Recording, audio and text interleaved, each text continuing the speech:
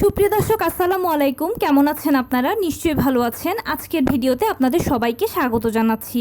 আজকে আমি আপনাদের সাথে শেয়ার করব ডেলিভারি ডেট হিসেব করার ক্ষেত্রে পিরিয়ড শুরুর তারিখকে গণ্য করা হয় নাকি পিরিয়ড শেষের তারিখকে হিসেব করা হয়।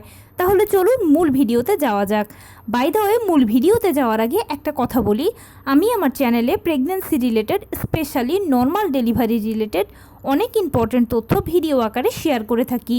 এই তথ্যগুলো আমার পার্সোনাল এক্সপেরিয়েন্স এবং আমার ডক্টরের সাজেশন থেকে নেওয়া। তাই আমার চ্যানেলটিকে যদি একবার আপনারা ভিজিট করেন তাহলে আপনারা আপনাদের প্রশ্নাতীত মনের অনেক প্রশ্নের উত্তর পেয়ে যেতে পারেন। এবারে চলুন মূল আলোচনায় যাওয়া যাক। আমি শুরুতেই বলেছি আজকে আলোচনা করব ডেলিভারি ডেট হিসেব করার ক্ষেত্রে কোন তারিখটাকে গণ্য করা হয়, পিরিয়ড শুরুর তারিখকে নাকি পিরিয়ড শেষের তারিখকে। আমাকে অনেক আপুরাই এটা কমেন্টসে জিজ্ঞেস করেন এবং অনেকে রিকোয়েস্ট করেছেন এটা নিয়ে ভিডিও বানানোর। তাই আমি চেষ্টা করেছি আজকের ভিডিওতে আপনাদেরকে এই ধারণাটা ক্লিয়ার করার জন্য।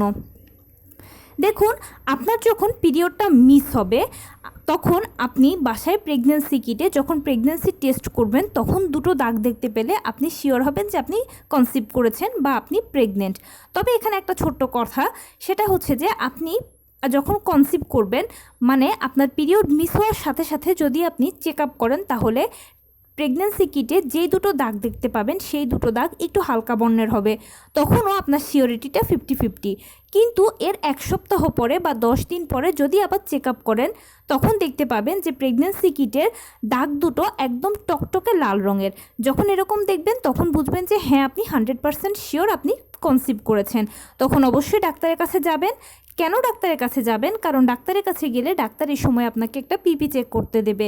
পিপি মানে হচ্ছে প্রেগন্যান্সি প্রোফাইল, মানে আপনি সত্যি সত্যি কনসিভ করেছেন কি না এটা জানার একটা অন্যতম বা একদম 100% কনফার্ম ওয়ে হচ্ছে আলট্রাসোনোগ্রাম করা। কেননা অনেক সময় হয় কি, কিছু মেলি প্রবলেম বা জরায়ু সমস্যার কারণেও প্রেগন্যান্সি কিটে দুটো দাগ আসে।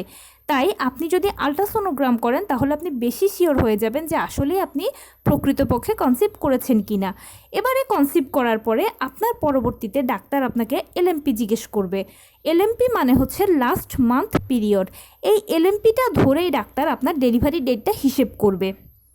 এখন এলএমপির ক্ষেত্রে মানুষের কনফিউশন বা অনেকেরই একটা কনফিউশন কাজ করে যে আমি কি পিরিয়ড শুরুর তারিখটা বলবো নাকি পিরিয়ড শেষের তারিখটা বলবো। অবশ্যই আপনি এখানে পিরিয়ড শুরুর তারিখটা বলবেন, কখনোই পিরিয়ড শেষের তারিখটা বলবেন না। কেননা পিরিয়ড শুরুর তারিখটাই হচ্ছে আপনার কনসিভ করা টাইম, আর এটা ধরেই কিন্তু আপনার ডেলিভারি ডেটটাকে হিসেব করা হবে। এমনকি খেয়াল করবেন যে প্রথম আলট্রাসোনোগ্রাম করার পরে ওই সময়ও ঠিক যে তারিখটা এসেছে ডেলিভারি ডেটের ক্ষেত্রে ডাক্তার হিসেব করলে সেটাই মিলবে যখন আপনি পিরিয়ড শুরুর তারিখটা বলবেন। এবারে আমি যদি আপনাকে এটা তারিখের হিসেবে বলি তাহলে ধরুন যে কোনো মাসের আপনি 10 তারিখে হয়তোবা দেখা গেছে যে আপনার পিরিয়ড হয়েছে এবং 17 তারিখে পিরিয়ড হয়ে আপনি ভালো হয়েছেন। এখন ডাক্তার যখন আপনাকে এলএমপি জিজ্ঞেস করবে তখন আপনি বলবেন যে আমার অমুক মাসের 10 তারিখে পিরিয়ড মিস হয়েছে। তাহলে পরবর্তীতে ওই তারিখটা ধরে ডাক্তার ডেলিভারি ডেটটা হিসেব করবে। এবারে ডেলিভারি ডেটটা আপনি নিজেও হিসেব করতে পারবেন। কিভাবে পারবেন? যেই মাসের যত তারিখে আপনার পিরিয়ড হয়েছেন, এর মানে আপনার লাস্ট এলএমপিটা হয়েছে, তখন আপনি ওই মাসটা থেকে পরবর্তী 10 মাস হিসেব করে ওই তারিখটার সাথে প্লাস 7 দিন করে দেবেন। আর যে তারিখটা পাবেন সেটাই হবে আপনার ডেলিভারি ডেট। আর এই আপনার ডেলিভারি ডেটটার সাথে এভাবে যদি আপনি হিসেব করেন তাহলে ডাক্তারেরটাও মিলে যাবে এবং কি আলট্রাসোনোগ্রামেরটাও মিলে যাবে। আরেকটা ইনফরমেশান দেই, আপনারা যখন আলট্রাসোনোগ্রাম করাবেন তখন অনেকেই প্রশ্ন করেন যে আপু একবার আলট্রাসোনোগ্রামে একটা তারিখ আসে, তাহলে কোনটা আমার ডেলিভারি ডেট? আপনি কনসিভ করার পরে প্রথম যখন আলট্রাসোনোগ্রাম করাবেন, একদম কনসিভ করার পরে প্রথম যখন আলট্রাসোনোগ্রাম করিয়েছেন তখন যে তারিখটা আপনার এসেছিল সেই তারিখটা হচ্ছে আপনার ডেলিভারি ডেট।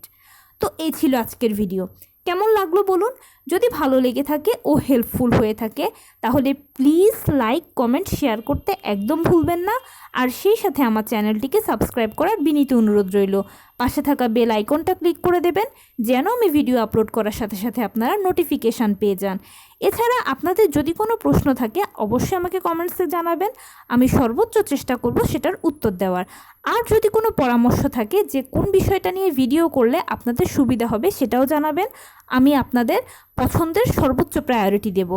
ভালো থাকবেন, সুস্থ থাকবেন। আসসালামু আলাইকুম।